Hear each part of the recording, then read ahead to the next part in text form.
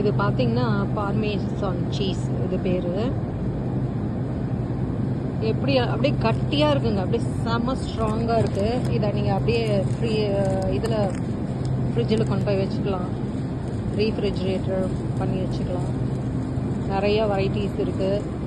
இது ஆக்சுவலாக வந்து cultured pasteurised milk, salt, enzymes இதெல்லாம் போட்டு தான் இதோட இன்க்ரீடியண்ட்டு.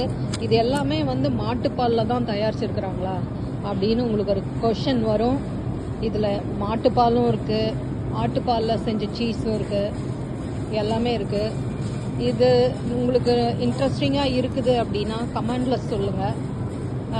ஸோ அதுக்கேற்ற மாதிரி நான் உங்களுக்கு மறுபடியும் உங்களுக்கு வீடியோ எடுக்கணுன்னா நான் இதை பற்றின டீட்டெயில்ஸ் எல்லாமே நான் உங்களுக்கு சொல்கிறேன்.